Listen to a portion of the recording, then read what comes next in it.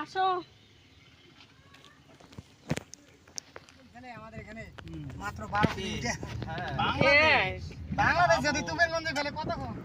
Hello guys, finally আমরা দুই বন্ধু একসাথে হয়েছে অনেক দিন পরে। তো আমি মহারাষ্ট্রে থাকি। মহারাষ্ট্র থেকে 1.5 বছর পর আমি বাড়িতে আসলাম। আসার পর আমি যখন মহারাষ্ট্রে ছিলাম তখনই আমাকে ফোন করে বলেছিল যে আসো এবার আমরা ঘুরতে যাব।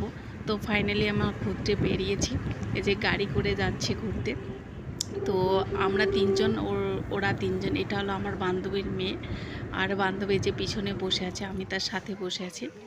তো তারপরে গাড়িতে আসার পর আমরা ফাইনালি মন্দিরে পৌঁছে গেলাম।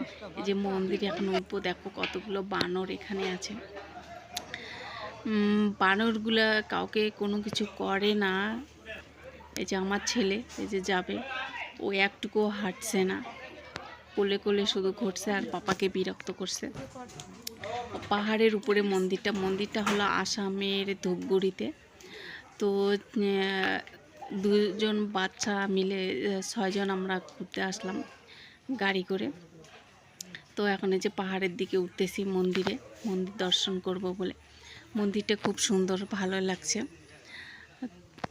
আসামে আমি কোনো দিন আসিনি, ফার্স্ট টাইম আসলাম। তো বান্ধবী অনেক দিন ধরে বলছিল আমাকে যে ওই মন্দিরটা ঘুরতে যাব। তো ফাইনালি আসা হয়ে গেল।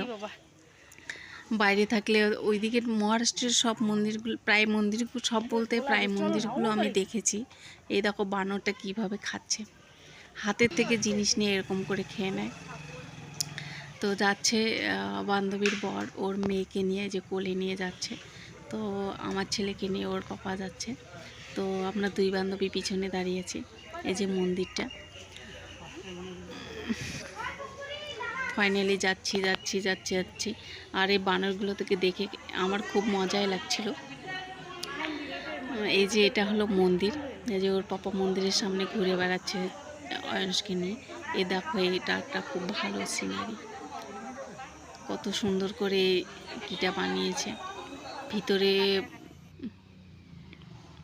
তো এটা পাহাড়ের উপরে আরও একটা মন্দির আছে। এই যে অল ওভার ভালো খুব মন্দিরটা, তোমরা যদি যেতে চাও যেতে পারো। আর অ্যাড্রেসটা আমি ঠিকঠাক বলতে পারছি না, কারণ শুনিনি, গিয়েছি এইটুকুই জাস্ট। যদি তোমরা অ্যাড্রেসটা কেউ জানতে চাও তাহলে কমেন্ট বক্সে কমেন্ট করে। যে এটা হলো আমার বান্ধবী হাই করে দিচ্ছে। গরমে খুব ক্লান্ত হয়ে গেছে এই পাহাড়ে উঠে হেঁটে আস্তে দেখ কতটা উঁচু, এখান থেকে দেখা যাচ্ছে যে কতটা উপরে। এ সিঁড়ি দিয়ে উঠতে হয়।